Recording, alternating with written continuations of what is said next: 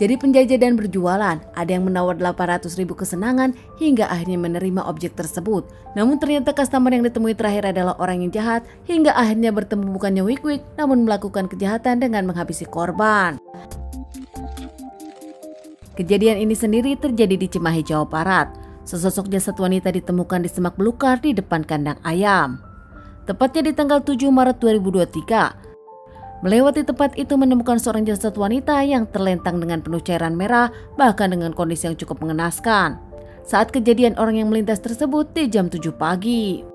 Karena takut, warga yang melintas tersebut pun melaporkan kepada pihak Pak RT dan pihak yang berwajib. Tak lama mendapatkan laporan penemuan itu, pihak yang berwajib pun datang ke TKP menyelidiki kasus ini. Jasad korban pun langsung dievakuasi ke rumah sakit untuk dilakukan otopsi. Sementara pihak berwajib yang lainnya langsung olah TKP dengan menyelusuri daerah tersebut.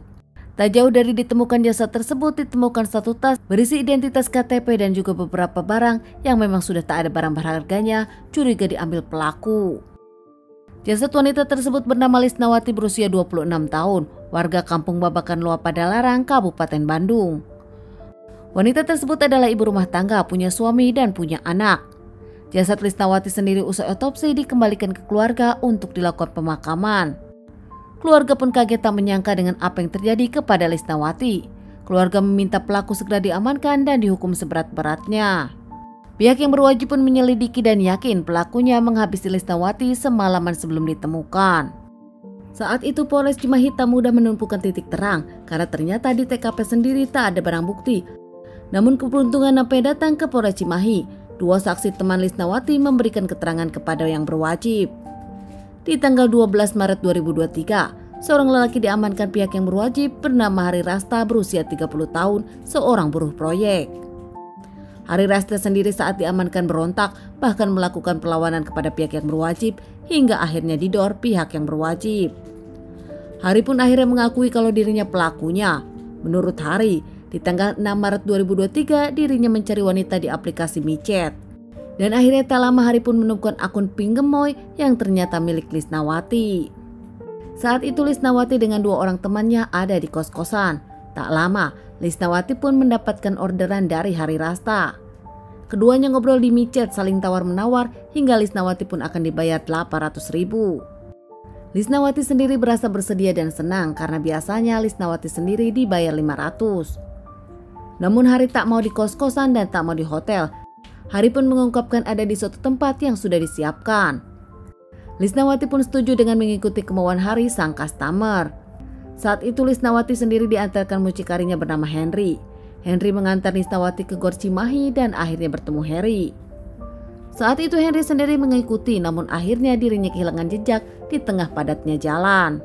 Hari pun membawa Lisnawati ke semak-semak di depan kandang ayam, memaksa Lisnawati ke sana.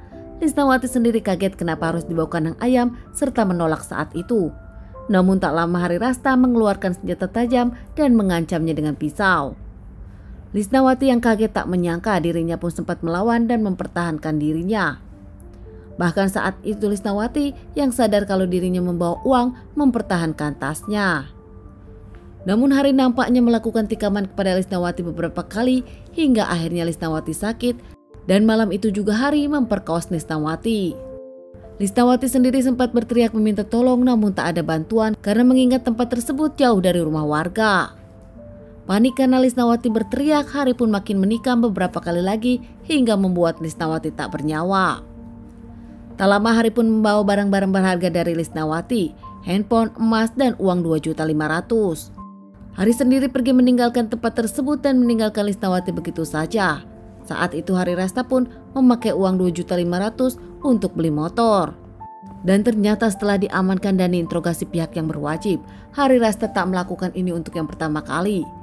Beberapa wanita diperlakukan seperti ini namun nampaknya tak ada yang melawan dan memberikan harta bendanya kepada Hari Rasta dan juga tak melapor kepada pihak kepolisian karena malu. Diamankan terkait permasalahan ini, Hari Rasta pun menjalani beberapa kali persidangan hingga divonis 20 tahun penjara.